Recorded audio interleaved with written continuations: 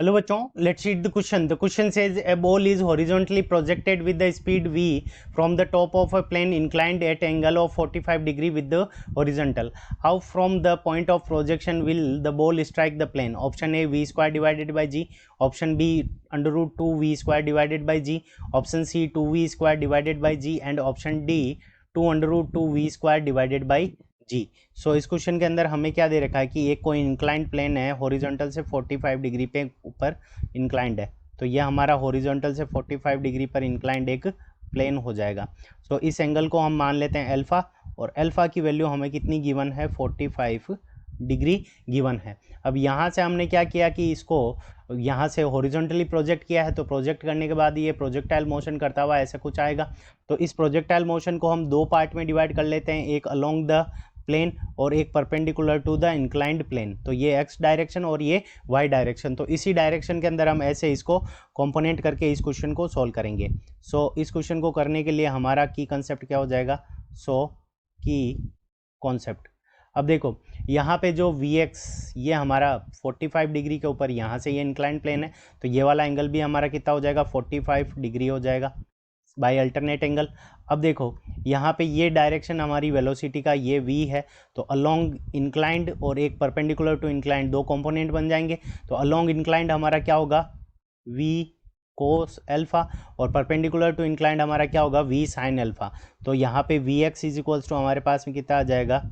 v कोस alpha, और Vy ये हमारा क्या आ जाएगा? v sine alpha. तो ये दो वेलोसिटी के कंपोनेंट हो गए हमारे. अब हम क्या करेंगे? एक्सेलरेशन के कंपोनेंट निकालेंगे. तो एक्सेलरेशन के कंपोनेंट निकालेंगे तो जी हमारा नीचे की तरफ लगेगा. तो एक हमारा परपेंडिकुलर टू इंक्लाइंड एक कंपोनेंट आ जाएगा और एक आ जाएगा टुवार्ड्स द इंक्लाइंड. और ये वाला एंगल हमारा क्या होगा? अल्फा, जो कि हमें 45 डिग्री गिवन है. तो यहाँ पे परपेंडिकुलर टू इंक्लाइंड हमारा क्या हो जाएगा? जी कोस अल्फा, और टुवार्ड्स द इंक्लाइंड हमारा क्या हो जाएगा? जी साइन अल्फा. ये दो कंपोनेंट हो जाएंगे. तो हमारा जो ए एक्स होगा वो हमारा, देखो ए एक्स हमारा जो जी साइन अल्फा है वो यू की डायरेक्शन के अंदर ही है, तो ए एक्स हमारा पॉजिटिव होगा. तो यहाँ पे हो जाएगा A X is equals to G sine alpha. और ए वाई जो हमारा परपेंडिकुलर टू इंक्लाइंड होगा वो हमारा क्या होगा? देखो नीचे की डायरेक्शन के अंदर है, तो ये हमारा क्या हो जाएगा? माइनस जी कोस अल्फा. तो ये हमारे पास में की कॉन्सेप्ट आ गई. इस क्वेश्चन को सोल्व करने के लिए हम क्या करेंगे? अब देखो हम क्या करेंगे. अब देखिए सबसे पहले टाइम ऑफ फ्लाइट निकालने के लिए हम क्या कर लेंगे? जब ये नीचे की तरफ गिरेगा तो टाइम कितना लगेगा? तो उसके लिए हमारी जो परपेंडिकुलर टू इंक्लाइंड जो मोशन है, जो डिस्टेंस है, वो क्या हो जाएगी? एस वाई की वैल्यू हमारे पास में क्या आ जाएगी? 0 आ जाएगी. So S Y is equals to हम क्या लिख सकते हैं? U Y multiplied by T minus, अब यहाँ पे माइनस क्यों आएगा? क्योंकि जो जी लग रहा है वो नीचे की तरफ लग रहा है, ये इसलिए ये माइनस का साइन आएगा. So minus half G Y या फिर A Y, minus A Y multiplied by यहाँ पे आएगा A acceleration in Y direction A Y.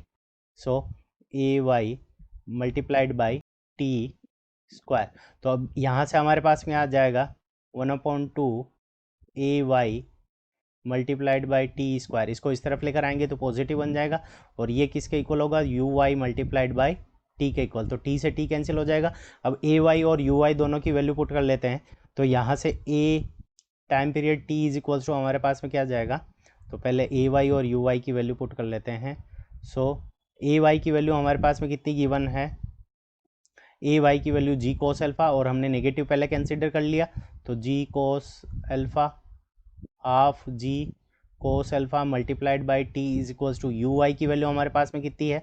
यानी वाई डायरेक्शन के अंदर वी साइन अल्फा. सो यहाँ से आ जाएगा वी साइन अल्फा. तो हमारे पास में जो टाइम पीरियड टी की वैल्यू आ जाएगी वो आ जाएगी 2v sine alpha divided by G cos alpha. अब साइन अल्फा और कोस अल्फा दोनों की वैल्यू 145 डिग्री दे रखा है अल्फा, तो यहाँ से ये दोनों इक्वल होंगे, तो ये दोनों एक दूसरे को कैंसिल कर देंगे. तो टाइम पीरियड की वैल्यू आ जाएगी T is equals to 2v upon G. तो ये हमारे पास में टाइम पीरियड आ गया. अब देखो इस टाइम पीरियड के अंदर जो रेंज होगी वो एस एक्स हो जाएगी. So S X is equals to हमारे पास में कितना आ जाएगा? U X multiplied by T plus half A X multiplied by T square. तो इन दोनों में से टी हमारा कॉमन आ जाएगा, तो S X is equals to हमारे पास में कितना आ जाएगा, तो कॉमन ले लेंगे टी, तो यहाँ पे टी हमारा कॉमन आ जाएगा, तो ये हमारे पास में क्या बच जाएगा, U x plus half A X multiplied by T. तो देखो यहाँ पे मल्टीप्लाइड बाई टी, तो टी की वैल्यू हमारे पास में 2v अपॉन जी है, तो 2v अपॉन जी हम यहाँ पे रख देंगे, तो 2v अपॉन जी, और यू एक्स की वैल्यू हमारे पास में कितनी है, v cos अल्फा, तो यहाँ पे रख देंगे v cos alpha plus half A X की वैल्यू हमारे पास में क्या है, जी साइन अल्फा, तो यहाँ पे हम पुट कर देंगे जी साइन अल्फा, और टाइम पीरियड की वैल्यू हमारे पास में कितनी है, 2v अपॉन जी, तो जी से ये जी हमारा कैंसिल हो जाएगा, इस 2 से ये 2 कैंसिल हो जाएगा, तो v साइन अल्फा और v कोस अल्फा, इसमें से v कॉमन आ जाएगा, तो हमारे पास में हो जाएगा 2v square divided by G, तो अंदर क्या बच जाएगा, sine alpha plus cos alpha.